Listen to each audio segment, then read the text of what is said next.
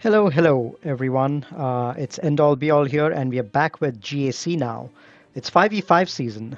It's starting up again, and it's different. It's different. Lots of changes this time.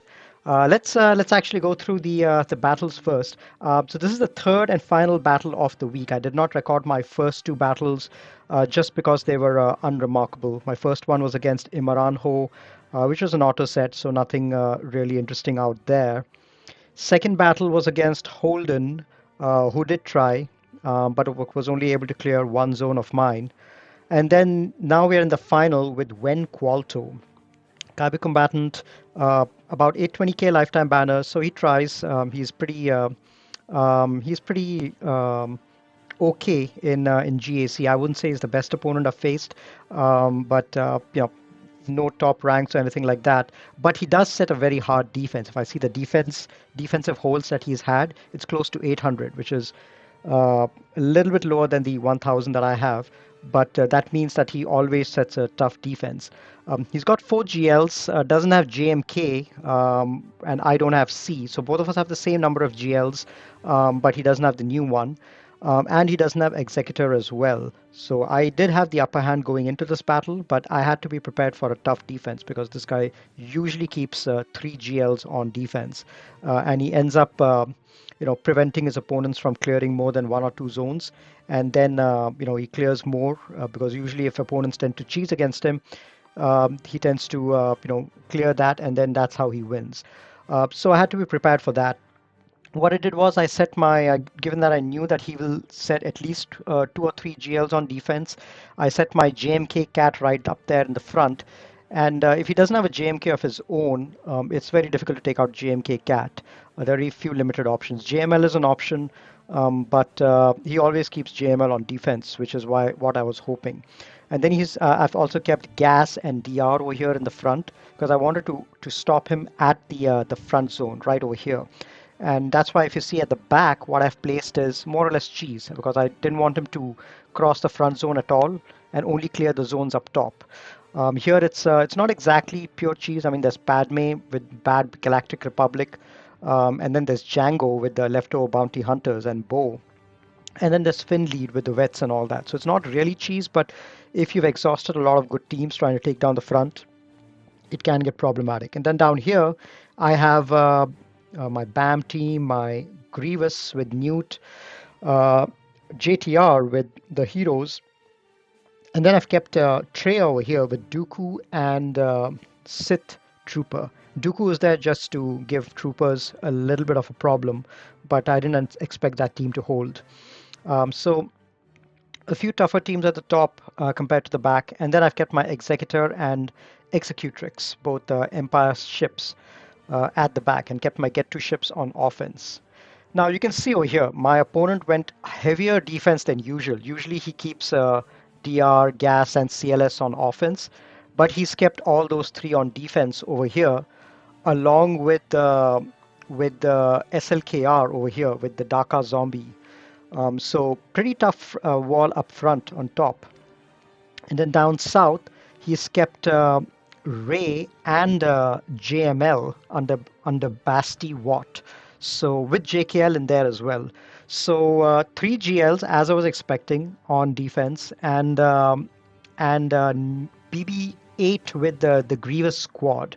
Usually he keeps the plain vanilla Grievous squad with Newt, but this time he's kept BB8. Maybe because he saw that I usually like to take Bad Batch against it, and I wouldn't risk Bad Batch if there's a BB8 in there. So I have to think something else for that. So pretty tough defense, both in the front top wall as well as the bottom wall. And I've kept 1 GL on defense, which means I have got 3 GLs on offense to take out his 3 GLs as well. So let's get started with the battle. Now, if JKL wasn't there, I would have probably taken an SLKR solo to get the job done. But I just wanted a little bit of time for SLKR's damage to get ramped up, and I wanted to give him a little bit breathing space. And I didn't think I would need the other first order guys anywhere else, so it was okay for me to waste them over here. The strategy is just the same as in 3v3 and 5v5. You basically try to get to ultimate as soon as possible. Do poke if you're able to, And even once you get to ultimate, use the first ultimate to do 3 pokes, and then start. Once you've built up enough stacks, then you start doing your AoE. So here, Hux was taken out without uh, much of an issue. But the good thing about having Red Trooper in there is if your characters do get killed, then Red Trooper gets a turn, and he can do an AoE to really charge up SLKR stacks quite a lot. You can see over here, I'm already at full ultimate meter. So I just passed turn meter over to SLKR, and here I go into ultimate. And with this ultimate, I managed to develop enough stacks that I was able to take out all the characters with the single ultimate itself, which was really good. And now that since there's only Jedi Master Luke available, I can just continue to build stacks with my middle ability and keep feeding turn mirror over to Kylo and try to get as much stacks of Siphon as I can. Now, the last remaining first order officer, he was taken out pretty easily. So we need to. We are now set in a good position to be able to take out Luke over here.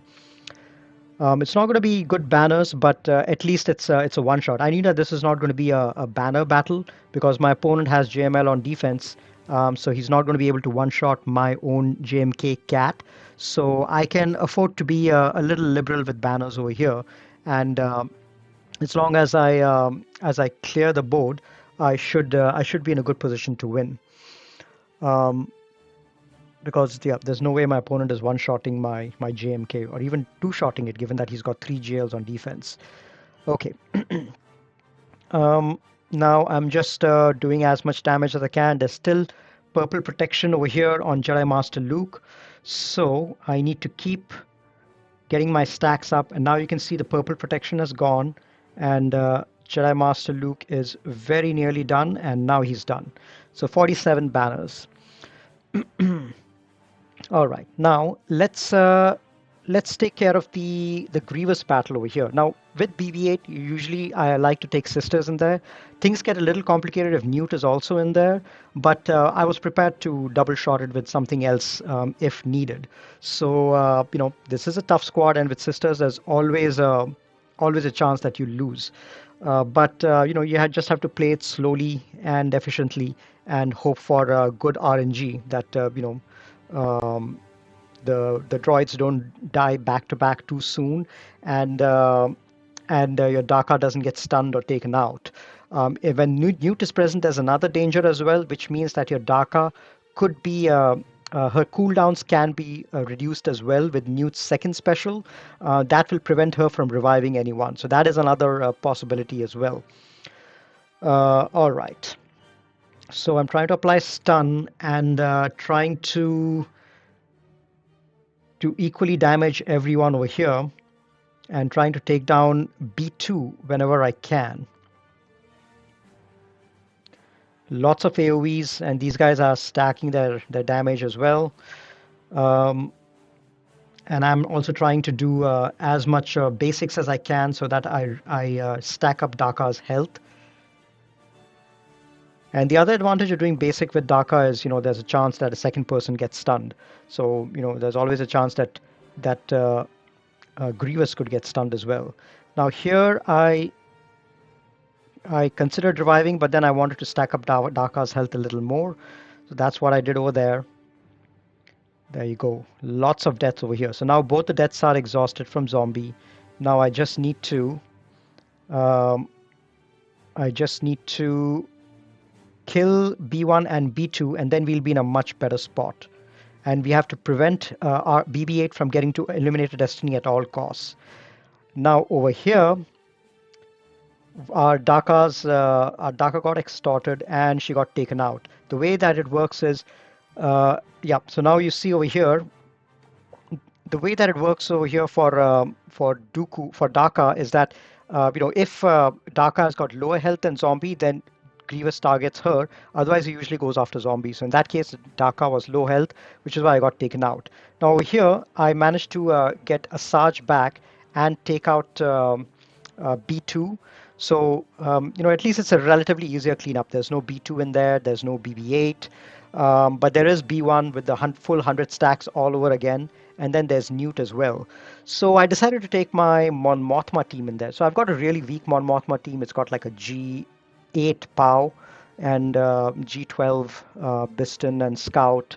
So I didn't expect them to survive much, but I just wanted to be able to take out B1, and then I could reasonably clean up with something else.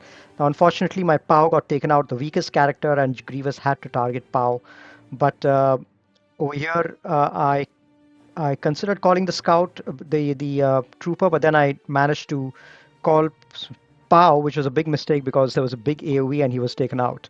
So, not doing too hot over here, but I do have an ability to reduce turn meter. Two of my characters have got an ability to reduce turn meter. So that's what we should do. Try to reduce Grievous's turn meter and then just stall until I get another revive. That's going to be the goal. I'm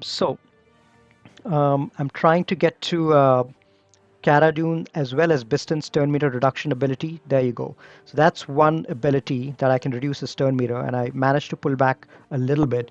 I don't really need to reduce the turn meter over here, so I did the Prophet ability, and then I'm just trying to make sure I get him down, and then then I can revive someone, and revive is coming up in the next turn, so we're pretty close to that.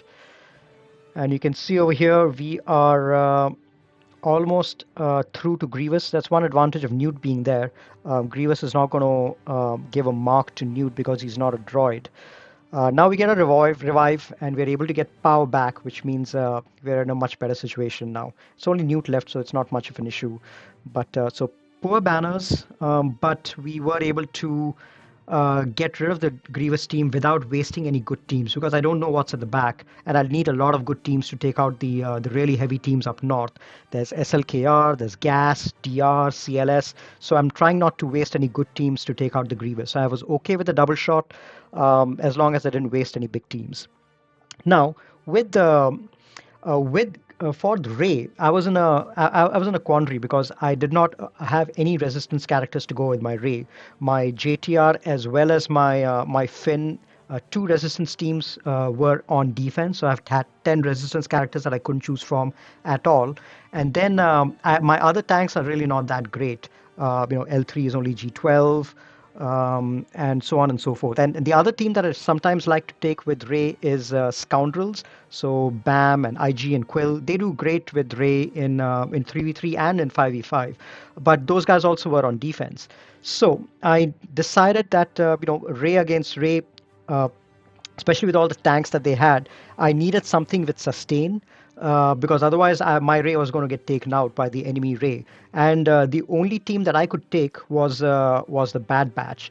And I figured that these guys will do a decent job. I mean, their Wrecker is an amazing tank, with all the specials that he gets, all from his unique. He gets like 80% more health and protection just because the other Bad Batch characters are there. And he's got a big base pool by himself. Ray gives additional health from her leadership, and she has the lifeblood as well that she can give to Wrecker. And Wrecker can almost always be taunting just by the nature of his kit. And in addition to survivability, and this team has got tons of recovery of protection as well. In addition to that survivability aspect, this team also has the ability to inflict tons of debuffs, and to with debuffs get the damage, get the health based damage done on the side characters. Ray won't be affected by it, but at least the side characters will be. There's one thing that you lose out from Hunter's lead, which is the ability to do true damage once everyone has got defense up. So that's not going to apply over here. But Echo's unique, which basically every time that they inflict debuffs, there's a certain amount of health loss which happens, or damage which takes place for these characters. That will still apply. So I was hoping to use that to soften up the side characters, and then use Ray's ultimate ability as well as the Whirlwind to take care of these characters. So I felt that this probably might be my best option to mirror Ray in the absence of any other big characters. I could have also taken in Jedi with Ray, Hermit Yoda or Basti, but I really needed my Jedi for the other battles up north.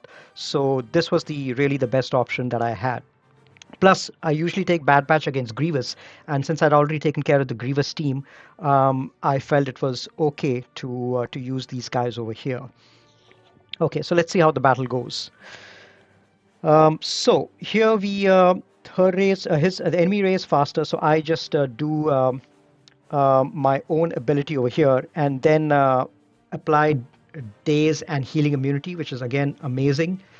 And tons of characters got stunned, which is great. The stun is not going to stick on L3, which is fine, but at least the other characters are, uh, we are preventing them from taking turns, which is great. And anytime that debuffs are being applied, there's damage being done to these guys. So there's the Bad Batch characters do an amazing job of softening these guys up. So there you go. Wrecker was able to take one whirlwind from Ray, and his protection wasn't even touched. It was almost at full protection as well. So that is a good advantage of having Wrecker in there. Plus, these guys also get foresight quite a lot. So Ray's JTR's healing immunity didn't get applied over there just because of that foresight. All right, so now we have to time our ultimates to match with Ray's, with the enemy Ray's, and go only after her. And you can see over here we are 1.5 minutes in almost, and there's still bonus protection on all the characters. But we are slowly chipping away at them, and once we build up our stacks of translation everywhere, our abilities cycle faster, and then we're able to apply debuffs faster and then soften these guys up much faster. So you can see over here, with just the Bad Batch's Echo's unique ability and with the Ray's ultimate, we are down to yellow health on most characters. Apply daze again and stun, and I need to heal up Wrecker. So I do I do the lifeblood on Wrecker so that he takes reduced damage, and there you go. Wrecker was able to take a second whirlwind as well. That is something really great about this particular character. Um, Now I need to heal up Wrecker a little bit, so I use his middle ability and get some protection up. And then you can see over here, the Bad Batch characters, very soon they're able to get back to almost full health and full protection. And now it's just a question of getting the Whirlwind took care of at least a couple of the characters, Holdo and JTR. Now we just need to take care of the other two sides, and then we are home free. Now we time our ultimate over here to go exactly after Ray goes. And now with this ultimate, we should be able to take out both L3 as well as R2D2. There you go. R2D2 is out. And now we should be able to take care of L3, and then we'll just have Ray left. And Ray, if you notice, the enemy Ray is already into damage immunity mode, which is great for us. So we weren't able to take her out in that particular turn, but we did. We can go into another ultimate. We still have 2 minutes left. Now I'm just focused on getting banners back on Wrecker, which should be a pretty easy job. Wrecker, by the way, survived his third whirlwind from Ray. That's how sturdy this guy is, and he's already back to full health and full protection, which is amazing. So I really like this team. I mean, if you've got decently relict Bad Batch, and you can spare them in this particular battle with, Ray with Bad Batch also does a very decent job, just like JMK with Bad Batch. These guys have got tons of things which make things very uncomfortable for the enemy team, like daze, stuns, healing immunity, and the constant damage that they do. So even without Hunter lead, these guys do a very decent job. Now everyone is at full health and full protection, excluding Ray. There's really no way to heal Ray up in this team apart from just doing damage. Um, but you can see over here we are almost at. We've got about a minute left, and we just have to wait for a Ray to come out of our ultimate, and we end with really good banners. All right, now we come out of the ultimate. 329k damage, and Ray is done for 59 banners. One of the most efficient mirrors that I have ever experienced with Ray, with all my characters remaining behind. That's one thing which I want to try out. JMK, Cat and Ray are actually slowly creeping up to be a really strong team to be aware of in defense. So I'm wondering if Ray, Bad Batch can somewhat take care of Cat because you do have tons of control abilities. If you can stun Cat and keep her in check, it'll become a problem for her to spread Xian or to get to her force sleep ability. So if you're able to do a decent enough job, you may be able to take care of even Ray and Cat, even if Cat is hiding behind taunts. But I'll have to check more. I'll have to test more in the arena before I get anything else done over there. Now, this was a big surprise to me. My opponent kept his fourth and final GL on defense at the back, Sith Eternal. Now, I've got nothing for this. I mean, I needed to decide whether to go down south or go up north.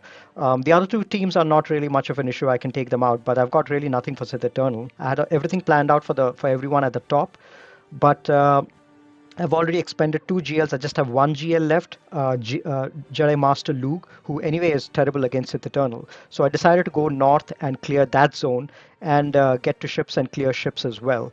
And then leave Sith Eternal over here. There's really nothing else I could do. And also, I was, looking at it, I realized that my opponent had no intention of attacking. He was just not serious about it because he's literally kept his very best teams on defense. All of his GLs, gas, CLS, Darth Revan, every single thing. So I was pretty sure that my opponent is definitely not going to attack. So it was a stress-free battle from now on. But I had to clear as much as I could just for my own sanity. So, gas. I saved CLS on offense. That's something which I've started doing this season. Up until last season, CLS would always be on defense, but now with gas coming into the picture and more people keeping gas on defense, CLS is just a no-brainer on offense. So the way that I like to do things is I like to shoot with Han on gas first and get him down early, and you can see over here, gas is really not doing much damage. The pre-nerf gas would take out a lot of these characters very, very easily, but he's not doing as much damage. So now what I'm doing is I have to take out fives first. Got rid of him. Now I take out Rex, and these guys are going down really, really fast. Even though gas is now going to get up twice as fast, but I'm in a pretty decent position over here. I'm doing tons of damage, and with both the AoEs from both the Chewies, I am able to make gas uh, make his side characters fall down and take care of gas in one turn itself. So 56 banners, not bad. I've seen some GLs get worse banners on gas as well, but CLS is uh, is actually become much better against gas compared to even before. So no-brainer on offense. And Silas also is great to take out multiple other teams. So always good option for offense. Now this is the Darth Revan team, and the only squad I had was troopers, and my troopers are not that great. I mean, I have my Piet is R8 and fast, and my dark trooper is R5, but all the others are G12 and not that great. They don't have much damage on them at all. And this Darth Revan team was R5 and above, all of them, including the Sith Trooper with defense. So I was a little worried about whether I might be able to complete this battle or not, which is why I had my bounty hunter team as backup to clean up in case I wasn't able to. But let's see how this goes. The toughest thing over here is to get rid of Sith Empire Trooper. Luckily, a defense down got applied over there. Otherwise, I think I probably would have, not been able to take him out as easily. I hold off on the AOE. I try to get as much damage on him as possible. Because there's no HK, I can do the Marauders. I can do Range's ability over there, bonus protection ability. And you can see over here, I've taken out Sith Trooper, and my team is more or less at full health. But I need to take care of Marauder. Otherwise, he's gonna go with um, all the bonus abilities. But before that, I quickly took a detour, got rid of Basti because in case I was not able to take down Marauder, I wanted to be the cleanup to be easier. Now you can see over here, Marauder takes tons of turns because he gets turn meter from out of turn attacks, which the troopers do a lot. And he gains tons of defense because of all the bonus buffs that are there on my characters. But I decided to go with one big mass hit, and then I was able to take out the Marauder. Even though my Veers got feared, which was really not a big deal, um, I did manage to take out Marauder with my mostly G12 team. And now I decide to go after Darth Revan and try to get as much damage on him as possible. Do a little turn meter thing, and then with this, I was able to take Darth Revan out. Now it's an easier cleanup with only Malak in there. It's really not much of an issue to clean this character up. So a little bit of protection lost on Veers, but with this, we are able to get a final victory. So I was pretty happy with this. Mostly G12 troopers with only Relic 5 on Dark. They were able to take out a Relic Darth Revan squad. So as long as you're mindful and deliberate about the way you play, it should be okay. Now on the CLS battle, now that's another tricky one because there's so much of damage that the CLS team does. Recently, the team that I usually take against that. Um, well, I think now I'm going for the SLKR battle, if I'm not mistaken. Yep, so this is the SLKR battle. So let's talk about that first. So I had to divide up my Jedi really well between CLS to take out CLS as well as SLKR. So I decided to go with this combo for the SLKR with Daka and Zombie. I've got a faster JML, so I've modded for potency, so it helps that all of those debuffs land over there. And I love to take Yoda in there. Yoda is simply amazing versus SLKR. He has that foresight up, and especially over here since they are not all first order, there's nothing to prevent Yoda from taking turns and gaining turn meter. So that's what I'm doing over here. I'm going and making sure that I give as much assist to Yoda as possible, and try to call him to assist so that he gets tons of turn meter and cycles through his ability as much as he can. Now my strategy over here is to kill SLKR. He's got his ability block, and then I reduce his cooldowns as well. My strategy is to kill SLKR first and then take care of Daka and Zombie a couple of times. And I'm doing decent amount of damage just because this guy is taking so much of turns. I'm doing a decent amount of damage over there. So I get rid of the buff immunity on JML, and I've reached ultimate over there. And then my cam finishes off the job. So I took two big damage dealers in there. I probably didn't even need JKR, but he was just insurance in case one of my other Jedi got targeted and attacked. So now that that is taken care of, I can just take care of Daka a couple of times and end with 15-9, if I'm not mistaken. Yep, so that was a good outcome against the SLKR as well. JML is a hard counter against SLKR, and the weakness of SLKR is foresight and ability block. So as long as you have Jedi who can apply all those things, Grandmaster Yoda, Hermit Yoda for foresight, and then ability block, Basti, Old Ben, and then if you've got JKL to apply stuns on all these side characters, all those are great options to take in against SLKR. All right. Now, for the CLS battle, I like to go in with the JKL lead. He's like half a GL, and he does a really great job against all these teams. And with this lead, his he can reduce everyone's speed, which is great. Now, what I do over here is I reduce everyone's turn meter, and then I go after Chewbacca. Now, unfortunately, Luke went because he gets turn meter when these guys go. But whenever the rebels get hit, he gets turn meter. But now I'm able to stun at least the rest of them, the unguarded characters, and then get rid of Chewbacca. So now I can control the rest of them pretty easily. So with JKL, I'm just healing as much as I can, and then landing big hits after big hits, so that I can get rid of all the main damage dealing characters. The main danger now is CLS. But I do want to take out the other characters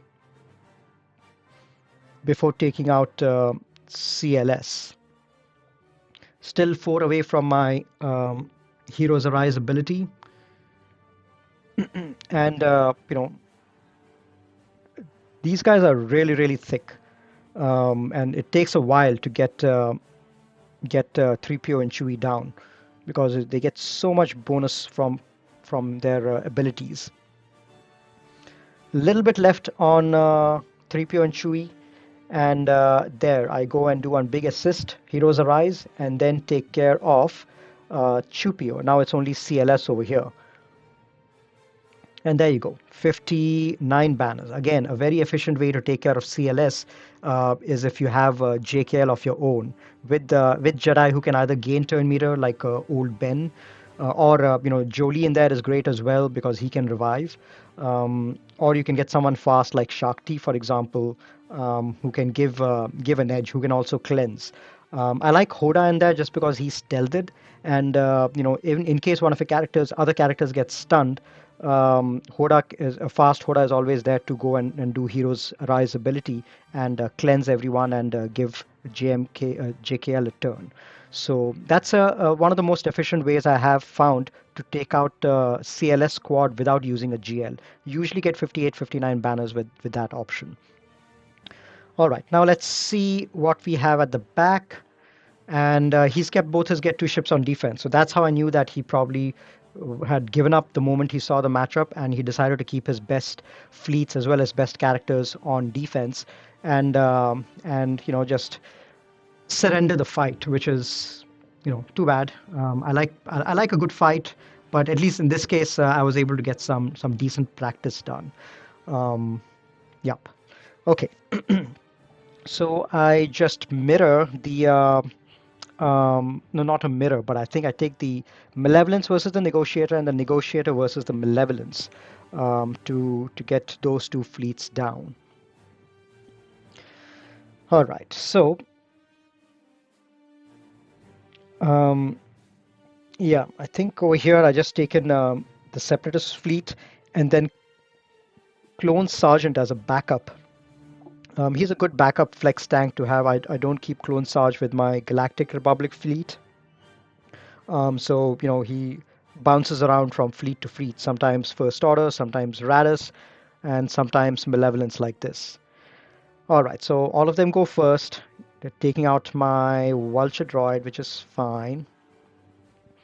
Cleanse Hyena Bomber, who then cleanses Sunfax. So we've got the battle in control more or less, but we do need to apply Buzz Droids. That's how we'll get these guys down. And then a stun to take care of, to keep him in check for a little bit. And now Plo comes out. Excellent. So he also must have got his characters clocked just the right way, or the right characters in there to ensure that Plo comes out first, because that's like the worst case scenario um, for Malevolence is if Plo comes out. Okay, so I managed to land luckily managed to land a taunt on Jedi Knight Anakin, which is why I was able to take him out. But these guys are like targeting my Hyena bomber, which is proving to be quite problematic. But I was able to take Ahsoka down as well, so I think we can pull this off. Yeah, we'll lose Hyena bomber over here, but we have Buzz Droids on Y-wing, so we're able to take that out. Now only two very weak ships left, so it shouldn't be a problem for us to take these guys out. Especially since I have a tank in there, so this is why Clone Sarge is so useful. Is I'm able to call him in and get rid of get rid of them pretty fast. And these guys are weak ships, so really nothing much to worry about. It'll be low banner win with the Malevolence, but at least it's a one shot, which is the most important thing. I hate going in for a cleanup fleet, unless it's versus Executor. Then sometimes you don't have a choice, but otherwise you should ideally one shot everything that you see. All right, there you go. This fleet is taken care of for 56 banners. Malevolence is always low banner win versus most negotiator fleets, but that's fine. It was a one shot. And then I just take a negotiator versus the Malevolence, and this one I end for higher banners. You know what? I'm going to skip this battle towards the end because all of you must be doing it in the arena every day, so there's nothing really exciting over there. 63 banners. And now we just need to take care of the couple of other characters down south in the character zone. And then we ignore C and call it a day because my opponent is definitely not attacking. Now against the first order, oh no, this is against the Finn squad. I decided to take my Aura Bounty Hunters. My Aura is only G9 or G10, but that does the job because I've got my Grief and Boss clocked really fast. So I'm able to get these guys going really, really fast. And with Frenzy on Bosk, these guys take tons of turns. And you can see over here with an R8 Boa, this team has got such a huge facelift now that I've R8ed Boba. Um, Boa is able to almost kill first the Resistance hero Finn right at the beginning, which was a pretty amazing feat. And now he's doing tons of damage over here. So I decide to take out Finn, their leader, with Mando's ability. And then now it's just a question of getting rid of the other side characters. I use Aura's basic to stun and control them. I have my Aura modded for tons of potency.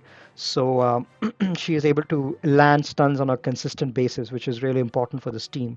Because this team is all about control. You move before the enemy, you land stuns and to control them, and you do high damage to take them out before they can do anything. So 60 banners over here. Most of our battles have been 59 to 60 battles, including the ones against the GLs. So that is good to see over here.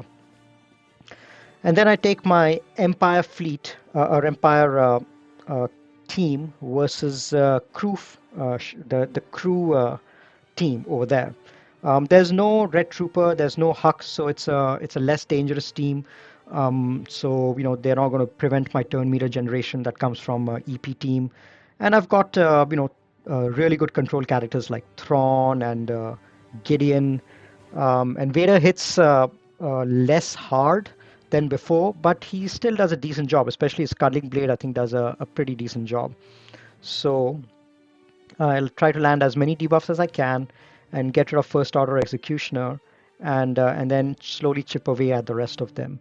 My I've also got a TIE fighter pilot in there. Now I had to recently get him to Relic 5 because of the executor. So I thought, since I have him fast and relic up, might as well use him somewhere. So he's been doing a decent job. I haven't modded for potency again, so he lands uh, ability block and buff immunity with a quite a lot of regularity. And in AoE buff immunity actually is a very very underrated ability. I'm finding it very useful, especially in teams like this which rely heavily on deep on buffs. Just getting that AoE buff immunity neuters the whole team for a long time. All right, now just slowly slicing through them with Vader.